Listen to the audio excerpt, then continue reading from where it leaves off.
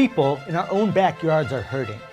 There are insecurities around food, economics, mental health, access to justice, healthcare, and our society continues to become more divisive. But there is hope. Right here in Chicagoland, there are people and organizations who are on the front lines, working to bring about positive and transformative change. Each week, we're going to meet some of these agents of change and examine how they are spurring innovative ideas and finding solutions to push our society forward in a more just direction.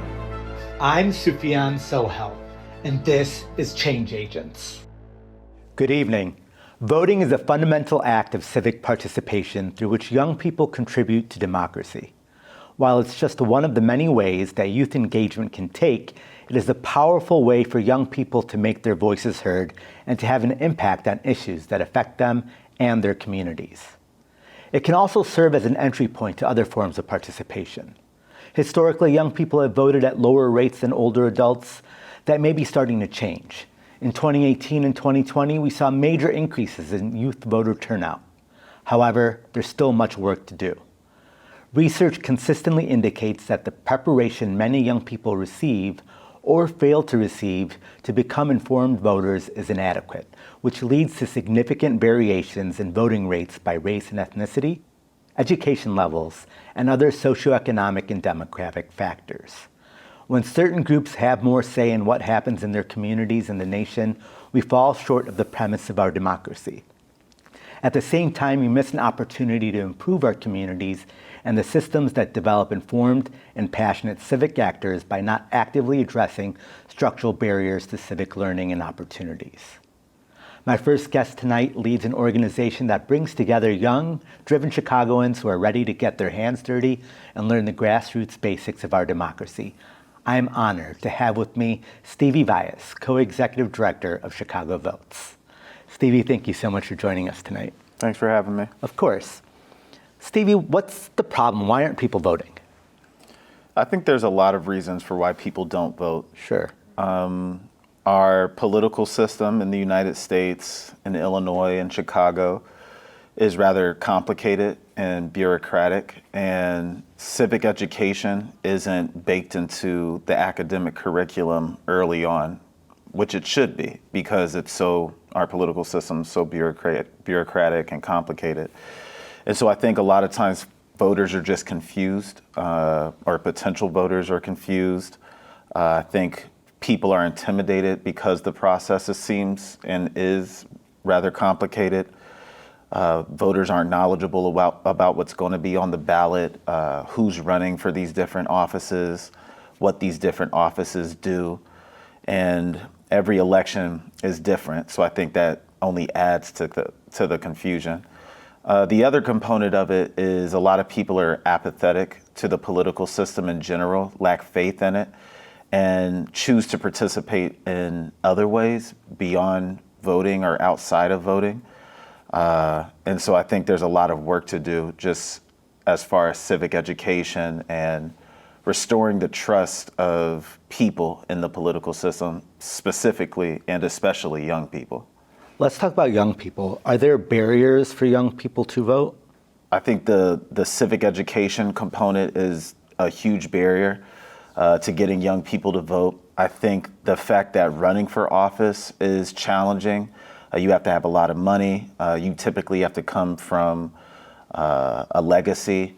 You typically had to have gone to some sort of Ivy League school or well-renowned academic institution of higher learning. And as a result of that, I feel that young people aren't seeing themselves represented in our political offices by and large.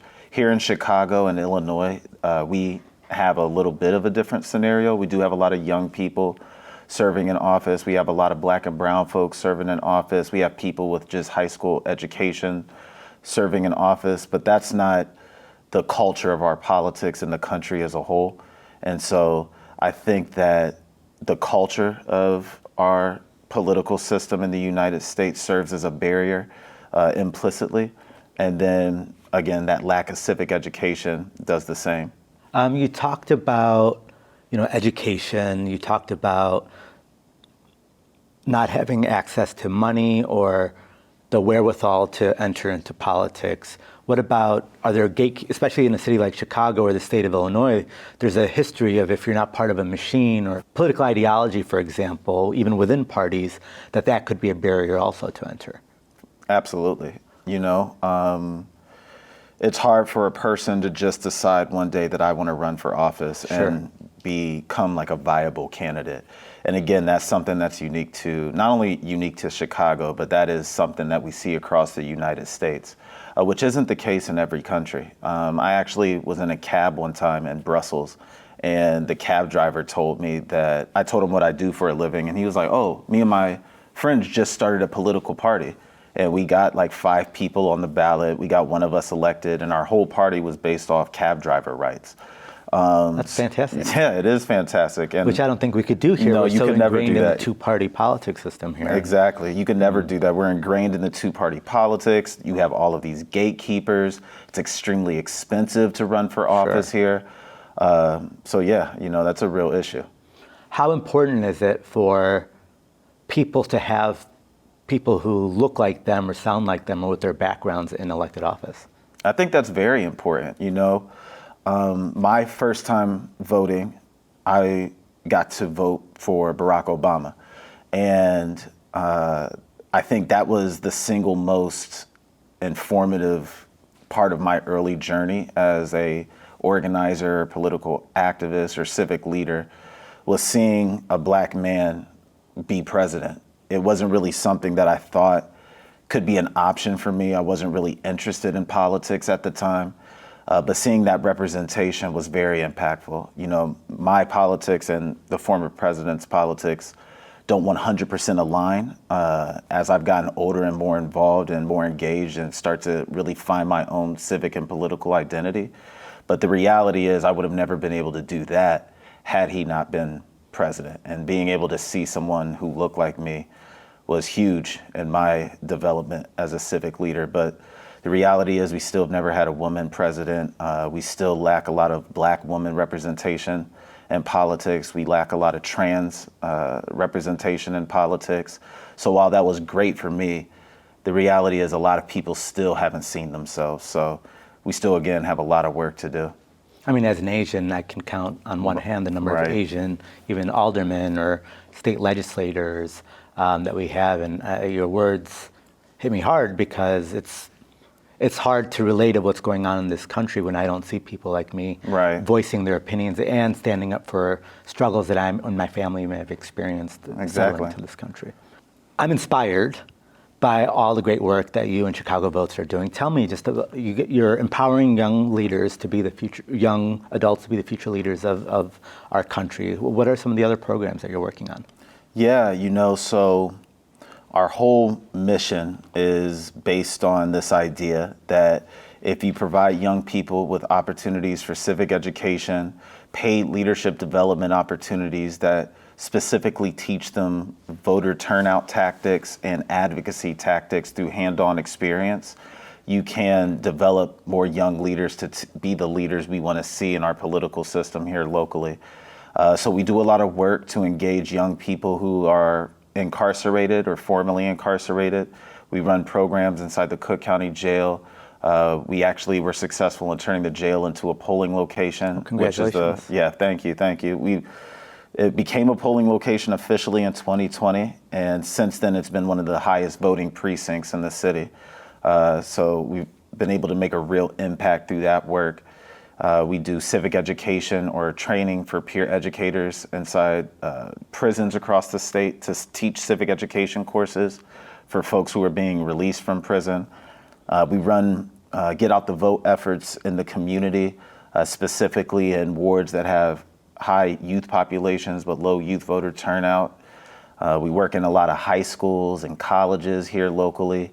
And we do a lot of work to engage people in the creative scene who typically don't have an avenue to civically participate that's true to the medium of their art. And so we try to create those opportunities for everybody to be able to participate in a way that's fun and meaningful to their lived experience. A big problem I see, and not only with youth, but across generations, is one, people like a lot of people in my parents' generation or immigrants don't feel like their vote counts. Right. Or two, if they do vote, that's all they want to do, but they have no problem sitting there and complaining about every aspect of what our government is doing. Right. You're talking about some of these programs that you are running. Why is it so important for people to be civically engaged outside of the voter booth? Democracy, participation in democracy is far more than just casting a ballot. Sure. Your political expression, your voice in a democracy doesn't start and end at the ballot box. You have to show up in these offices after leaders are elected. You have to do the work to hold them accountable to the promises they made on the campaign trail. And even more than that, you have to advocate for what you want to see happen. You know, if you want to see a change in your community, you have to push for that change yourself by engaging with your lawmaker. Sure. And so knowing who your elected official is on the city level, on the county level, state and federal level will help you understand what your opportunities are to push for whatever change you want to see in your community. But yeah, you have to do that work. And which is why I said earlier, I wish civic education was ingrained in the curriculum as early as kindergarten, first grade, so that folks could understand that this is part of your existence as a citizen in society, is to be a civic participator. And voting is just one way of doing that. You have to do far more in order to actually make the impact you want to see. We have responsibilities that we need to fulfill as being part of this community. Right, exactly. Earlier in our pre-meeting, you were talking about advocacy efforts. Mm-hmm. Can you tell me more about some of your advocacy efforts? Right. So we have been around for 10 years now. Congratulations. Thank you. We've done a lot of work. We've graduated almost 300 leaders from our programs. We've registered tons of voters over the years. And we've passed, up until this point, 9 laws through our advocacy work. Laws like automatic voter registration, same-day voter registration, online voter registration, turning the jail into a polling location. And right now, we're pushing to restore the right to vote to people who are currently incarcerated in prison. There's about 35,000 people in Illinois prisons who are not allowed to vote because they're incarcerated serving a felony. This is rooted in old laws during the Jim Crow era. Sure. And have tremendously racist impact on our society and our democracy. And so we're pushing to pass this law and make Illinois the first state in the country to restore the right to vote to people who are currently in prison. So we're in Springfield right now working on that law, House Bill 39. If folks want to check it out, we can use anybody's help and support, and you can plug in by visiting us online and finding ways to get involved in that advocacy push. Great effort and much needed. And I think people would be shocked to know that these people don't have this right? And right. What keeps you doing this work? I continue to do this work because I deeply care about society. Mm-hmm. I deeply care about folks who are struggling the most, our most marginalized communities. I understand that in order for things to change for people in our society who are going through the worst of times, those changes have to come at a systemic level. And over the course of my 10 years doing political and advocacy work, I've seen systemic change happen through the work that I've been involved in that has made like positive impact on people's lives. So I understand this as a true system or means by which you can have positive impact on our society and ultimately, you know, change the course of folks' lives by making simple policy changes to reform the way we exist systemically. So that keeps me locked in. You know, I understand it. I see it as a way to make real impact, and I've been successful in the past, and so I trust it. Well, thank you, Stevie. We hope for continued success with all your organization's efforts. I appreciate it. Of Thank course. you. Up next, another member of the Chicago Votes team to share her wisdom on the importance of civic responsibility.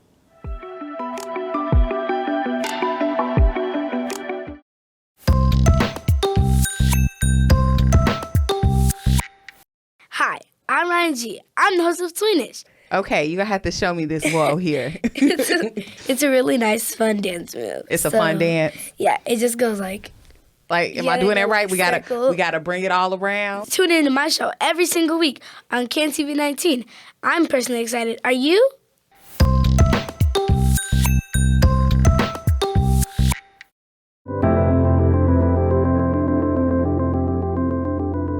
Our next guest tonight is a seasoned political organizer, a strategist, and a fundraiser. She has run campaigns for candidates all across the state of Illinois. She has since transitioned out of politics, but now contributes to movement work as the C3 board president for Chicago Votes. I am so pleased to welcome Bernie Williams.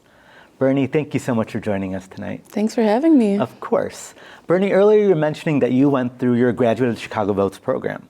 Yes. Could you please share a little bit about what that experience was like for you? So my story with Chicago Vote actually starts way before that. I was in college and Chicago Votes had just launched their election work in Cook County Jail. And I had met someone who was in the Chicago Votes network doing some of that work. And I was like, can you please plug me in? I want to become a volunteer myself. So I spent like 2 years helping them register voters in Cook County Jail, which was amazing. And I was able to build relationships with a lot of the employees and some of the other volunteers. So I became a part of the Chicago Votes community, which is so vibrant and fun and amazing. And I got close to Stevie, who's one of the co-executive directors, and he recommended that I apply for one of the leadership programs. So I did that in 2020. We were all on Zoom, and it was hard, but we were still able to like build real connections with each other. I remember on election day, we were all on Zoom for like 12 hours, just going through the election results. And some of us were like safely in the field, just like managing things and talking to people. But yeah, it was a crazy experience. And since then, I've remained in the community after I graduated. And they asked me to come back to join the board. And I was on the board for a little while, and then I was elected board president. So I've been a part of the family for like for a while, and they've invested in me. So I'm really happy to like give back and extend the movement work through them too. Well, congratulations, and well deserved. And I can see the contributions you're making to the organization. Tell me a little bit about the leadership program. What did you learn? What was the most impactful part of it? So honestly, I don't know if it's intentionally designed for this, but the most impactful part for me was getting to know everyone and figuring out how to like work with people in different roles in political organizing. So we were able to like work in teams to like build voter guides for people, and just like figuring out how to like divide work in that political organizing field was very important for me and very impactful. But yeah, just like meeting people and networking was amazing. And then also doing like digital organizing, that was really new for me. And then also like calling people to volunteer and like managing like a volunteer network. So like some of those things that aren't fun or glamorous. But need to be done. Absolutely. I was able to like get more experience doing that, and that helped me a lot in my professional career. Oh, I'm so glad. Why are these sorts of programs important and vital to our democracy and communities? Stevie said this earlier, but we don't have a lot of civic education in our schools, and programs like these allow us to invest in young people and teach them civic education, how to be a political organizer, how to get involved in your election, and how to be a leader. And so until we have those in all of our schools and all of our curriculum, I think all the programs that Chicago Votes does are critical, and we need them, and we need as many young people as we can to get plugged in. Earlier, you were mentioning the creative side, and you enjoy being part of the creative side. Can you share a little bit more about that, please? Yeah, our creative work is something that has been growing and still kind of like an infant. When I first started out as a volunteer, I think that's when we had launched our creative side and our work with artists and our collective. But since then, it has grown into this like community of people who put on these beautiful events. Like they'll put on like fashion shows or galleries. They make our fundraising events like more dynamic because there's artists everywhere. And those artists also contribute to the election work that we do. They help us design our voter guides or help us consult on like creative assets for social media. So working with these artists and our artist collective has just like made our work more dynamic and also more enjoyable. Because I think, especially for like young people who spend a lot of time on their phones, we kind of have to make our work more digestible for that audience. And there's no reason why we shouldn't. Politics doesn't have to be like as serious or boring as it can be. We have to reach people where they're at. Exactly. And our creative team helps us do that through and through, and I love working with them. And I love like extending the joy of organizing through them too. What's the biggest challenge you face as board chair of Chicago Votes? Finding like new avenues of like fundraising support, I think, is a big challenge. And also like activating people to fundraise and telling them how important it is, even though it's like the least fun thing to do.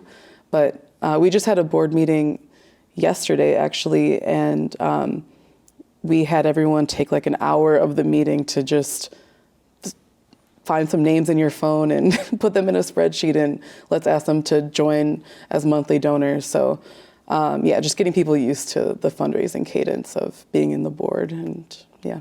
Which is probably difficult because people don't think an organization like Chicago Votes is something they should regularly donate to, right? People want to give to so many other causes, maybe humanitarian issues or social issues, and it may not register in their head that we need to empower community organizations that are trying to empower us to be more civically minded. Yeah, absolutely. And we're a youth-facing group as well, so I think that might also be like a barrier of getting fundraising support sometimes. But I just think I think it's a part of civic education. Like if you want these programs to succeed, you have to donate to them. And the more we educate people on that and educate people on civic education, I think the more we're going to grow. In the bio you sent me, you said that you left running campaigns to pursue more of a creative side. What caused that shift? Actually, it was burnout. Okay. Talk about the burnout. Yeah, so the way it works is when you work as a campaign operative, you kind of go from campaign to campaign to campaign, and you're on these cycles. So I would be on a midterm, and then I'd be on the municipal, and then I would be on the presidential. So it was just back to back to back, and it wasn't, you don't really get a break. And the campaign hours are, like they can be 12-hour days. Yeah. That's not sustainable. It's not sustainable. And also you have to talk to people all day, depending on what you're doing. And that's also not sustainable. Like you need time to take a step back and just take care of yourself. And I didn't do that early on in my career. And I'm still pretty young, but I got really burnt out and I just couldn't do it anymore.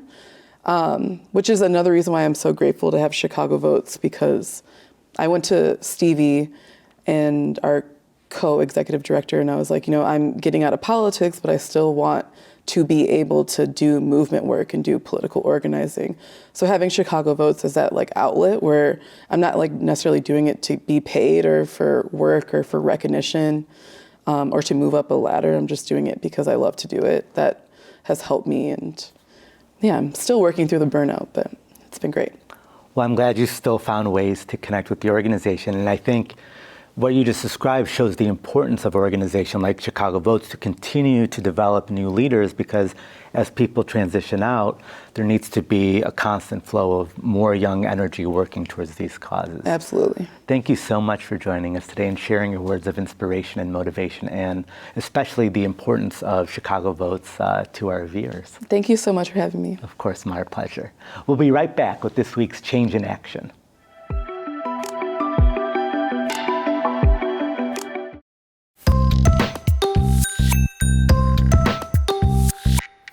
Hi, I'm Ryan Angie. I'm the host of Tweenish. Okay, you're going to have to show me this wall here. It's a really nice, fun dance move. It's a fun dance. Yeah, it just goes like... Am I doing that right? We gotta bring it all around. Tune in to my show every single week on Can TV 19. I'm personally excited. Are you?